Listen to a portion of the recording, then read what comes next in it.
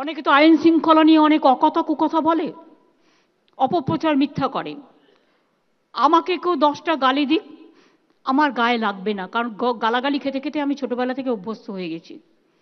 কিন্তু বাংলাকে গালাগালি দিলে আমার খুব আপত্তি আছে। বাংলাকে কেউ যদি নিচু করতে চায় আমাকে গালাগালি দেওয়ার নাম করে, সেখানে আমার আপত্তি থাকে। আপনারা জানেন ভারতবর্ষের মধ্যে শ্রীরামপুর থানা বেস্ট থানা হিসেবে ঘোষিত হয়েছে। তাহলে আইন শৃঙ্খলা যদি ভালো না হয় এই জায়গাটা হবে কি করে?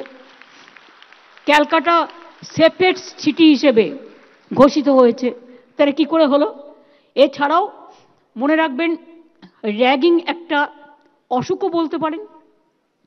একটা আমাকে 15রা আমি কেন নতুনদের করব না, এরকম ছোট্ট ছোট মানসিকতা হয়, যার জন্য র্যাগিং নির্মূল করবার জন্য আমরা ইতিমধ্যেই র্যাগিং সংক্রান্ত যে কোনো অভিযোগ জানানোর জন্য একটি টোল ফ্রি নাম্বার চালু করেছি।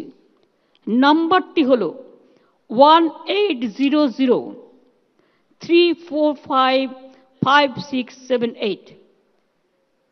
পারলে নাম্বারটা নোট করে নিন, 1800-345-5678। এটা 24x7 চালু থাকে। আমি এডুকেশন ডিপার্টমেন্টকে বলবো, প্রত্যেকটা কলেজ এবং ইউনিভার্সিটিতে এটা একটা নোটিফিকেশন থাকবে নোটিশ বোর্ডে, সুতরাং সব স্টুডেন্টরা যাতে জানতে পারে। যদি কোথাও কোনো র্যাগিংয়ের সম্ভাবনা থাকে সঙ্গে সঙ্গে তারা ফোন করলেই পুলিশ সঙ্গে সঙ্গে অ্যাকশন নেবে। বোর্ড লাগানো থাকবে নাম্বার দিয়ে।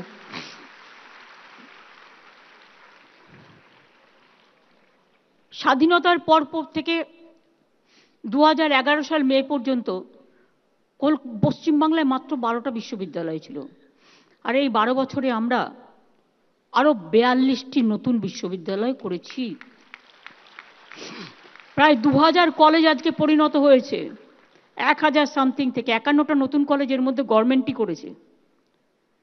বিশ্ববিদ্যালয় হয়েছে, 14টি মেডিকেল কলেজ হয়েছে, 400 পলিটেকনিক আইটিআই হয়েছে।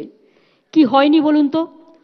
সমস্ত স্কুলে পানীয় জল শৌচাগারের ব্যবস্থা করা হয়েছে।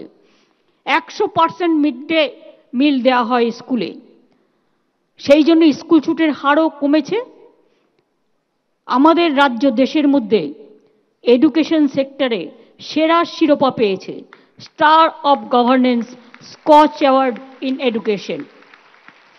We must be proud for ourself. আমরা যেন নিজেদের ভুলে না যাই, বাংলা কি কি করেছে সেটা বলবার জন্য আপনাদের বলছি। এবং প্রাথমিক শিক্ষার শীর্ষেও বাংলা।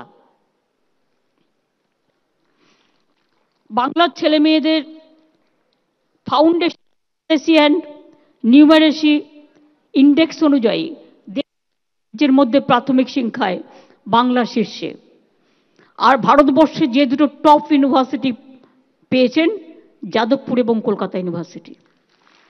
তাহলে আপনি বাংলাকে নিয়ে গর্ব না করে অন্য জায়গায় যাবেন কেন? যদি আপনার বিশ্ব আপনাকে হাতছানি দিয়ে ডাকে, তাহলে আমি বাইরে আপনি যাবেন কেন? আপনি তো এখানেই থাকবেন।